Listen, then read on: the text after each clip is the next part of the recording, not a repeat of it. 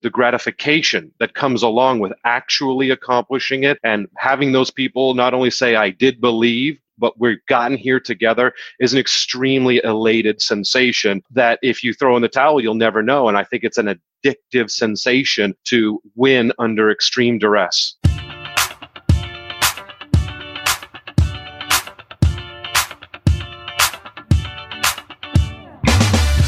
Hey y'all, welcome to Selling with Social, the podcast that helps marketers increase marketing qualified leads, sales reps to shatter sales results, and sales leaders to grow as leaders.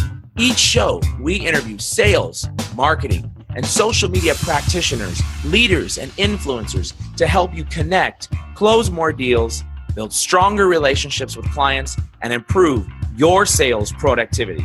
I'm Mario Martinez Jr. You're now listening to Selling with Social. Joshua Tillman, I'm so excited for you to join me here on Selling with Social. Thank you, my friend, for being part of the program today. It's my pleasure. Thank you for having me. You're very welcome. Well, so you've got a crazy, amazing background. And when I had a chance to meet you a few months back when we were in Miami together, we had some phenomenal conversation. And what was interesting to me as I looked at your background, you went from sales associate at the Good Guys, which they're no longer in business. Like, so everybody remembers the Good Guys. That was the store that I always wanted to go to, just go hang out, right? Now it's Best Buy. But you went from sales associate, mortgage broker, to now CEO of DialSource, which has been an amazing, impressive company serving the sales industry for phone calls, obviously, for phone productivity. We'll get into that in just a second. But you've had this crazy career, and I want to understand, tell me a little bit about you and your background and who you are so our listeners know more about you. Yeah, absolutely. I would describe myself as first a professional nerd. I've always had a desire of identifying technology, playing with technology, whether it was first video game systems, building original computers to play video game systems in high school in the 90s. I've always had an appetite for technology. And I went down that road also in college to look at how database, telephony, and even CRMs wound up working together. And I saw aspects of those technologies segregated across multiple industry segments. And it just became a product based on accident and happenstance. We happened to be looking at very difficult problems and looking for solutions to those problems, not necessarily building a product, a service, or a company as a result in the early days. Yeah. So it was interesting. I love your title of professional nerd. And I will tell for everybody that's listening in, I met Joshua a few months back, as you heard, and we sat on a bus. It was about a good hour-long ride to wherever it was we were going, and we were talking. And I got to tell you, man, like the rate at which you speak and the rate at which you think, I feel like I'm a pretty smart guy, right? I think I'm a really, really smart guy, but maybe I think too highly of myself. I don't know. But I was like, whoo! This guy is outpacing me in the way I talk and the way I speak and the way I think. So professional nerd, I like that. Great title. And it fits you in a very positive way. So very complimentary way. So do me a favor. I always love asking all my guests, tell us one thing that people would not know by looking at your social profiles. What is one thing that they would not know by looking at any of your social profiles? Well, I grew up in the outdoors and being very active, something I don't have as much time to running a business these days. I have now migrated into trying to decompress in nature, in the Sierras, going after animals, going out into the outback and pursuing a lower pace hobby set. But of course, that always usually takes a back seat to all the intense requirements of the job first. All right. I love it. All right. So that's something new. An outdoorsman we've got with us. Fantastic. So I love your story of the life of an entrepreneur. And for those of folks that are listening, we've got sales, we've got marketers, we've got social media folks, we've got sales leaders that join Selling with Social. And everybody has oftentimes a dream. I wish I could start my own business. I wanted to, not everybody, but many people have this idea. And you have an interesting story, and it actually integrates really, really well into the world of sales, because when you started out your company, you started out in college, if I'm not mistaken, right? That's correct. Yeah. And tell me a little bit about your successes and your failures. Like everybody else in sales, we live the chaotic life of having a quota, right? And it's rough. Sometimes it can be rough. Sometimes you hit your goal. Sometimes you don't hit your goal. Sometimes you're fired. Sometimes you got to go find the new job, right? Is that what the life of an entrepreneur is like? Yeah, it is, with obviously added layers of complexity to it, because it's quotas for engineering, it's quotas for product deployment, it's quota for the sales team itself to make sure that, for lack of a better description, if we're running like a 4-cylinder engine as a company, that all four cylinders are operating properly. Otherwise, you have some mistiming in one of those particular cylinders and it affects the entire organization itself. So yes, we're always looking for quotas and yes, we're always looking for those goals. But I think persistence and execution are things that are often overlooked at, to the point of you made of I wish I had or I wish I could, are things that an entrepreneur cannot just afford to wish upon, but need to execute upon. Yeah. Now, those are the same exact qualities, of course, that sales and business professionals need to have as well. Persistence and execution, without a doubt, right? And I think a lot of people, they're challenged with that, right? So the times get rough. And you've got an interesting story of how you started the company and probably some of the major failures that you had, almost losing everything, if I'm not mistaken. Multiple times. So tell me in a brief way your story, because this story is an interesting one. And those that are listening in will really relate to it. Like, wow, like this is the same thing I'm going through in my business, especially because right now we're at the end of the third quarter, about to go into fourth quarter for most companies. Now those have yearly quotas. They're like, holy crap, what do I do, right? How do I get, am I going to fail? Am I going to succeed? So talk to us a little bit about this story. Tell us your story in a brief way. Yeah, I've had far more failures than I've had from successes. And I relish those failures because they are the most important learning lessons. I very infrequently learn something positive by simply doing it properly or executing quickly. And so, to your point, we started out as a couple college students tackling some difficult technical challenges. In an oversimplification over what took place over about a half a decade, a handful of college students that became co-founders in a software company decided to have disagreements over the direction, the trajectory of the organization, over the development of the product, the resource requirements associated to align to those goals. And of course, egos got into the way, unfortunately, among other variables. And this caused us to build top-tier product, go to the top of our class, only to then fight amongst ourselves, unfortunately, about which way we were going to tackle and execute what solutions pertaining to what problems. And this took me down an extremely difficult path that resulted in a multi-year buyout of several other original founders of the organization. And so it was extremely difficult to be organic without funding, have to build product, go to market, fight for your life on the equity and the IP claims, all while having general counsel hold the company together and make payroll. And there were many times where I had gotten down to just the very nub and might have been days away from missing payroll and had to go find solutions either by closing deals to get cash in or to go find methodologies to borrow the necessary cash to make payroll, to then continue to advance the company, then to grow the company and to pay that money back. And I had gone through this with some of my partners through many years until we were able to rectify the issues that we were dealing with and solidify the product, the team, which eventually led to institutional funding and growth of the organization and a completely different company to come out of that battle. And I refer to this all the time as being battle hardened as a result of going through these lessons and having general counsel from UC Hastings and from King Hall and other top schools teaching us how to think while we were going through these challenges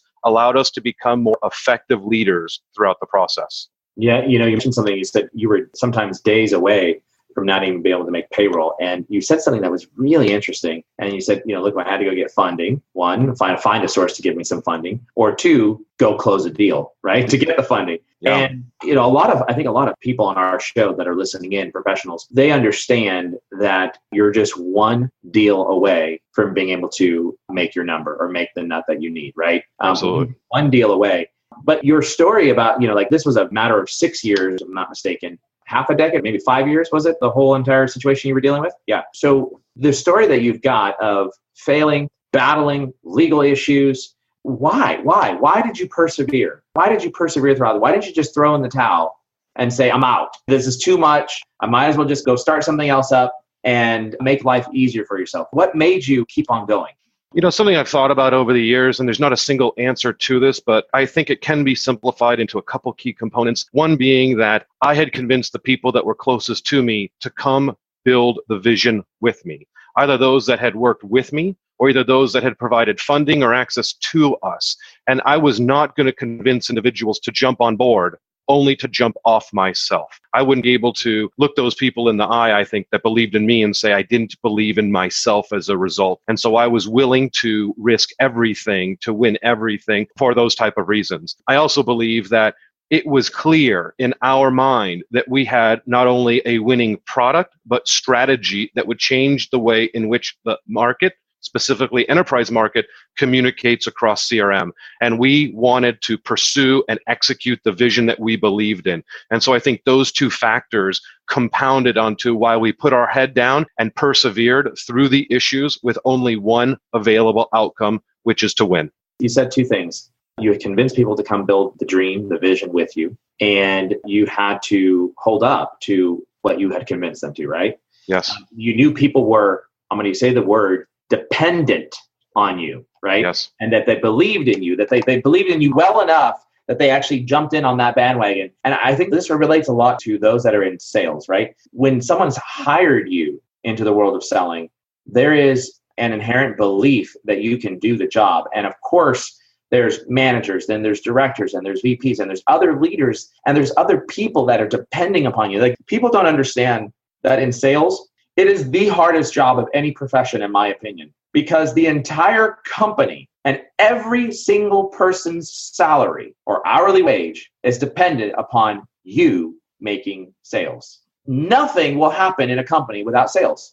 Just won't happen. You cannot make money magically come out of anywhere without sales. And so this mindset that you've got in terms of persevering and recognizing that other people are dependent upon you, I love to talk about that with the sales teams, is that if you recognize that every other person in this company is dependent upon you and they're waiting for you to make a sale to feed their family, and you can hold that weight on your shoulders, then there's nothing that will stop you from being able to pursue the dream, complete the task, finish the goal, to achieve quota. What do you think about that? Do you agree with that?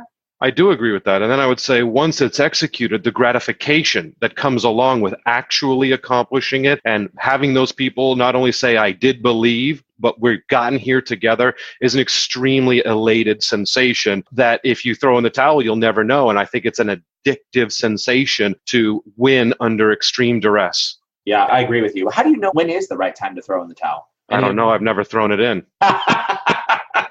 I know. Neither have I. So if it was a personal question, I'm trying to figure out, like, when is the right time? But I do relate to you, right? With Vengreso, I brought together all of these different sales influencers and marketing influencers and sold them a vision. And no matter what comes at us, whether it's good, the bad, or it's worse, bad or worse, those are the things that I think about.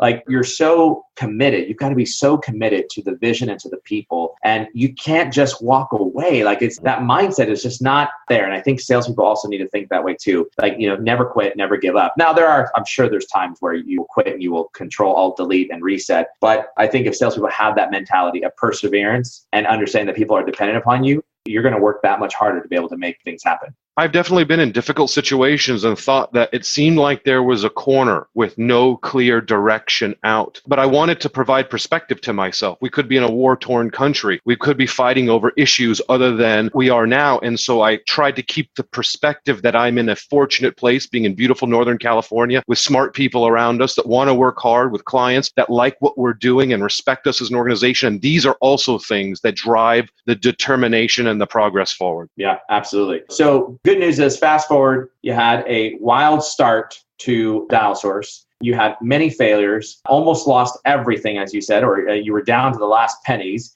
And now, CEO of DialSource, you've created a really amazing platform and amazing technology. And for everybody that joins on Selling with Social, we know that this is not a platform for a product pitch of any sort, but you are solving and working on a very particular problem that is facing the sales industry. And it has to do with phone calling. And interestingly enough, I'm the digital guy, right? So everything digital, all of our training, all of our methodologies, all of our content, everything is all focused in on leveraging digital to be able to communicate. But we always, at Vengreso, we always tell people that the phone call isn't dead. So here's a question for you. Is not the phone call, but is the cold call, is that dead? What's your thought on that? I do believe it is, because there is so much access to accurate information sourced by individuals, whether it be LinkedIn or other tools. There's lots of intimate information from my cell phone number, my email address that have been put up there. And so with the right tools being leveraged, it doesn't need to nor should be a cold call or cold conversation, but these tools allow sales and service representatives to engage in a much more natural methodology and to have a more intimate conversation, which then results in a relationship. And I believe that relationships then translate into clients and revenue opportunities. And those then translate into partnerships. And to the point that you're making, we don't even view our clients, but as partners, because we know so much about each other and spend so much time working to achieve mutual goals here. Yeah, good point. And everybody knows that we talk about it. We say that the cold call, there are still some places and industries and some segments that certainly that's the only option to do. And we've seen that in our own business. But everybody knows that I say that the cold call is not dead, but it is dying, right? And we have to be smarter about how we engage with our buyers in the way that the buyers want us to engage. Now, arguably, the definition of the cold call is the person's not expecting your phone call, right? But my definition of cold calling is that is true. But it's when you get on the phone with that person, do you know nothing about that individual? Is it completely cold and you're like trying to go into your sales pitch to get a meeting? What's the type of information, Josh, that reps, leaders should be looking for or have at their fingertips when they're having their reps place phone calls? Yeah, sure. It's a great question. And I coach our teams all the time on this, that because there's so much self-sourced information, if I'm targeting a specific demographic by vertical, I might look at where did this individual go to school? And I might find out that I went to the same school, or that I have friends that went there, or in fact, that we might actually represent the university itself through our technology. And this type of information, even though it's an oversimplification, can be used to first create a conversation instead of drive a product pitch. And I think by opening that conversation and demonstrating value of service or knowledge or technology, then opens up to a conversation. And so to your point, them not expecting a phone call, it doesn't mean that you're not going to be able to open an intelligent conversation, which then drives expertise, which could then say, well, what else do you know? And how else can you perhaps make a connection here? And I think that really helps by having the right information available before that conversation takes place, even by email or by phone call. So give me an idea of the types of right information. Great idea on like what school did you go to, right? And we practice this as well on the digital side. When we're teaching reps through our digital sales training programs, first off, if you haven't gone to the person's LinkedIn profile to actually look at who they are, what they do, their background, their school, shame on you. You should be fired. You should probably move on. But what else are the types of things that organizations on the leadership level side, the sales enablement folks, operations folks, what are the types of things that they should be serving up to their reps before they make a phone call?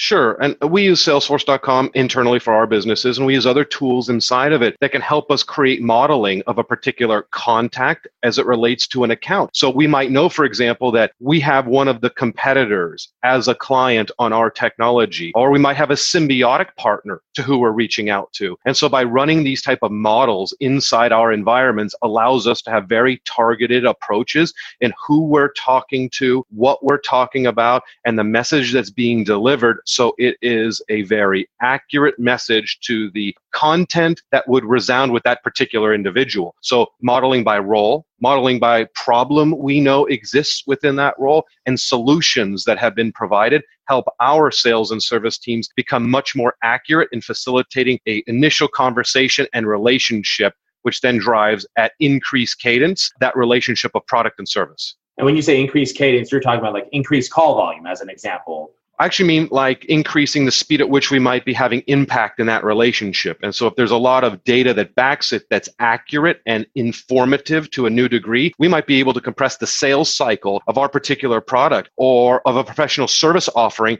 because we know there is a gap that's unfulfilled within that particular vertical or service. So I really mean increasing the amount of outcome for time. So less time spent for larger sales outcome. Okay.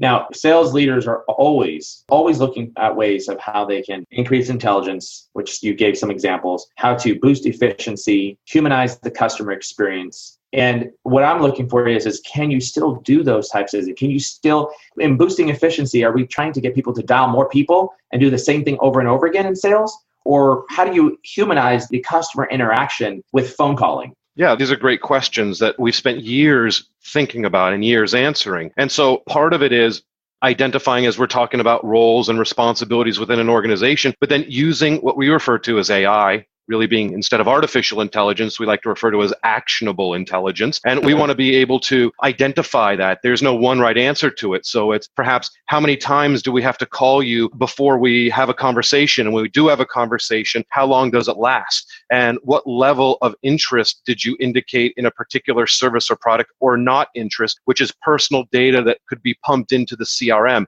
This actionable intelligence can be used through reportings and campaigns across various CRMs to know that we're going to call the right people at the right time. And when those people call us, we're going to be able to correlate all that information in real time. So we're providing the right people on the phone to have an accurate and intelligent conversation. And we see often that while this is relatively new technology to accomplish this seamlessly and in real time across the CRMs, we see that many sales organizations are often managing under quota. How many calls are you placing? How many dollars are you generating? And they're kind of leaving that to the rep often to determine the best cadence and course of action, to only find that the reporting is not necessarily there, and that the rep might be targeting the same 15 people, targeting the same opportunities, as opposed to using this broader intelligence to determine exactly why we're targeting and what we're talking about to these particular individuals. And based on the outcome, how do we pivot and start retargeting both in outbound and inbound omni-channels? Yeah, great points there. Intelligent engagement, right? Intelligent engagement and actionable intelligence. I like that. So it's not AI is artificial, it's actionable intelligence. And I cannot disagree with you in that regard at all. And it's really what we teach reps how to do on the digital side, right? And is the actionable intelligence and leveraging this so that you can create more conversations. You said something earlier that I have some very strong opinions about. And it's leaders managing their reps to a productivity-based cadence or model. How many calls did you make? Make more calls, make more calls. Is it really about making more calls in sales? I mean, clearly DialSource is a provider of technology that helps individuals make smarter and more calls, right? So is it really about making more calls, or what is it about automation? I don't believe it's about making more calls. I believe it is making the right calls at the right time with the right information. And so if we're using kind of a shotgun approach to say we're going to go out and hunt something long range with a shotgun, it's the wrong tool. If we want to have a very targeted approach to engage for high dollar targets with extremely intelligent and accomplished individuals, we need a different tool. We might need, let's say, a rifle to be very precise in exactly how we're going about this. So I don't believe that it's just increase the output of net new calls, but I believe it is a targeting of various KPIs specific not only within an organization, but within a specific product or service, and it relates to the cadence of conversations. That becomes important. We could reference our friends in the NBA, and they could determine that in several examples and based on products, if they've made 7 phone calls to a person and had 2 conversations that have not resulted in a conversation greater than 6 minutes, the likelihood of moving a transaction forward falls off a cliff. And so now they're using the actionable intelligence through CRM and other products to target the right time to have the right conversation. And management is continually looking at this cascading effect of cadence to make sure that we're not letting the reps call the same people who are not going to buy a product or service, but are going to call the right people that want to consume the product and will be happy through the relationship that's being created. And that really builds a deep fan engagement in this particular example. So it's not just placing X number of calls and Y number of reps and Z number of days, but using the right actionable intelligence and intimate data to engage with the right people at the right time. The number one issue that most salespeople talk about is the amount of administrative time it takes for them to input data into the system, to document their conversations, and many other administrative types of outreaches to sales organization. Like there's less and less time to actually sell. And most salespeople just want to sell, right? They just sure. Other garbage that you ask me to do. But do you think that post-call task lists, best practice on follow-up from conversations, are these things that reps should be doing, or is there tools and automation that can help us streamline this practice that then gives us better actionable intelligence? Yeah, absolutely. Well, first, I would say I think it is extremely important for sales and service reps to be logging what they're doing at the end of the conversations in CRM so management can build the right reports to help create those actionable and intelligent decisions from an organizational level top down. And the more data that's being logged into the CRM, the more that those decisions can be modified and pivoted to have a increased cadence of effectiveness. But to your point, they're extremely labor intensive. And unfortunately, most of the time, sales and service reps make the conclusion that it is an opportunity cost of time preventing me from getting the next possible best lead or contact on the phone to then build that relationship. And so we have found that it's upwards of 65% of a rep's day spending time in CRM and other related systems to CRM that prevents them from doing that. And so this is something that we've spent nearly a decade working on this post-call automation with the goal of identifying the processes that need to be conducted at the end of inbound and outbound calls related to sales and service and automate all of those processes into a single click of a button, saving the rep time, letting them get to what they do well, which is conversing and building relationships and selling and servicing, but still yielding all that actionable intelligence into the CRM itself so management can define the strategy going forward and how to refine the strategy, continually providing increased efficacy across their sales and service teams. You mentioned the post-call tracking. A lot of organizations that are listening and some of the sales reps, A, don't do it, and or B, don't want to put too much pressure on their sales reps to do this post-call tracking. Give me an idea. You've got mounds of data that's inside of your DialSource platform. And the things that you are doing in terms of helping to automate this, if I'm a sales leader, whether or not it's automated or not, right? Should I push my people to input post-call tracking? And what are the things that we should be tracking for those conversations? I believe the simple answer is yes. My personal philosophy is if it doesn't exist in CRM, it doesn't exist at all. Yeah. And that's because our executives and our managers across our sales and service teams need the data in order to make informed decisions, but it might not only be relegated to their department to be effective, right? If we're going to onboard a net new client at DialSource and they go through the BDR, then the account executive, then they might get passed over to the customer success teams to be welcomed to the platform, and then passed over to the implementation teams to understand the KPIs. That information needs to be logged at each inflection point so that the people interacting across departments can have the right information to make informed decisions on what's important to the client and how do we best meet their goals in the least amount of time. And so whether it's being done by hand or whether it's being done automated by a solution like ours, I do believe it is extremely important to help an organization become more effective in less amount of time. Well, and you hit the nail on the head. I mean, like, here's the reality. And I remember I was in a role where I, as a leader of the organization, mandated everything to be tracked inside of the CRM system. And other leaders didn't mandate it at all. And we got to the point where we had reps that were so upset about it that they were trying to commit mutiny and get everybody else on the team to say, hey, we should have to enter this data into the CRM. And they went to HR and they went to the other sales leaders. And a lot of the sales leaders were like, well, we don't want to push our people to have to enter this data. We don't want to force them. They have a hard enough job as it is. And to me, anybody that's listening as a sales leader, it was, what if John Smith, God forbid, got hit by a bus tomorrow? At a minimum, right? Hit by a bus tomorrow, walks out, leaves, whatever it might be, finds another job. You have nothing that you can give to the next rep to go work those particular accounts. No data about who they called, no data about when they called, no data about whether or not they liked to be text messaged, did they respond to emails, were there any... The processes and procedures. We don't even know what necessarily works by those that are most effective because it's not documented. So to the points that you're bringing up here, it's not only about the accuracy of the data, but with the automation of the activities, we're reducing the onboarding process for net new reps because we're training them on how to deliver the value proposition of a specific product or service, as opposed to here's how CRM works. And this is what you need to be doing at the end of the conversation. This all happens in real time. I just came back from some deployments after us hanging out in Miami. And some of these sports teams were new to Microsoft Dynamics and new to Salesforce. And so one of their big concerns was, well, we've spent 6 figures on the CRM or the upgrade to it, but we want to encourage the adoption. And we're worried that the reps are going to start pushing back. So what kind of techniques, tactics, and tools can we employ at a management level to make sure that what needs to be done is being logged and we're not adding more work to the reps in order to get there? And as you know, and as a point that you just made, if you tackle that behind the 8 ball, so to speak, then it's an uphill battle to get those reps to do the right things in CRM, as opposed to out of the gates, they're raving that I'm spending less time in the processes processes and more time in the conversing. And as a result, my commission check is bigger. Yeah, absolutely. So net of it all, a couple of things that we talked about here is, first off, the phone is not dead. That's what I think I want people to walk away with, right? There's only more channels, right? There's Skype, there's FaceTime, there's VoIP channels, there's SIP channels. So really, it's just more access to conversations, even if the phone itself is not the tool. Yeah, no, that's a great point, actually.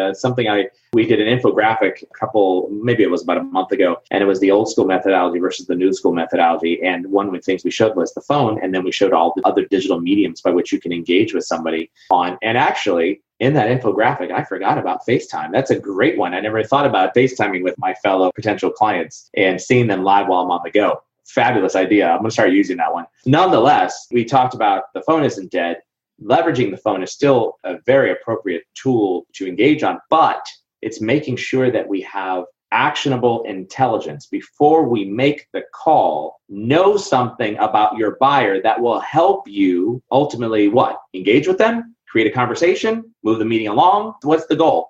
I agree with all that. And I'd say ultimately build a relationship, because when the relationship is built and the trust is established, then you have a whole new level in which you can make suggestions and gain credibility. And this becomes a self-fulfilling prophecy. And we see this all the time when we have client base that's a decade old or 8 years old, and they're continuing to grow because all those boxes have been checked. Just yesterday, I was at a filming for a movie, which is really cool. This is my first movie I'll ever be in. But what it was is actually there's a very large software company that is pretty well known, and they are actually creating a movie. It's called The Story About Sales. And they asked about 20 different thought leaders and practitioners to be part of the actual filming, and I was selected to be one of them. And one of the things that I talked about yesterday was the ability to be able to be customer obsessed, customer centric. And if we could focus in on what the experience is like for the person on the other end, both from a delivery standpoint, but you can't even think about delivery until you actually start thinking about how do we actually engage with you to begin with, right? What does that experience look like? I think people will find that salespeople and sales leaders need to start thinking about how, if we can focus in on that human-human connection, that human-human interaction, that ability to engage on a customer level standpoint as opposed to a product level standpoint, right? Like, here's my product, here's my pitch. You'll have such better results than the churn and burn, let's just dial and move on type of methodology. Agree? Agreed. Very good. So the other thing that we talked about was the actionable intelligence and making sure that we did the right things prior to calling. And then, the age-old question of, should I have my reps enter in their information about that particular phone call? Should I make that as a requirement? But I think, if I'm not mistaken, this is my shameless plug here for Dial Source, only because I love you guys. But you guys help with that methodology of helping to automate some of the ability to enter content in after a discussion, right? That's absolutely correct. So our goal is to identify the labor-intensive processes and procedures that sales and service reps need to conduct at the end of the call and automate them across CRM. And that is very granular and can be configured across Salesforce or Microsoft Dynamics CRM to understand this is all done differently by touch point, by product, by service, not one fit to all outcomes here. And there's your shameless plug for Dial Source. I love it. Fantastic. Well, Joshua, it's been a pleasure having you on the show, Selling with Social. Let me ask you a question. If anybody wants to get a hold of you, what's the best way? Is it through email, your website, LinkedIn, Twitter? What is that?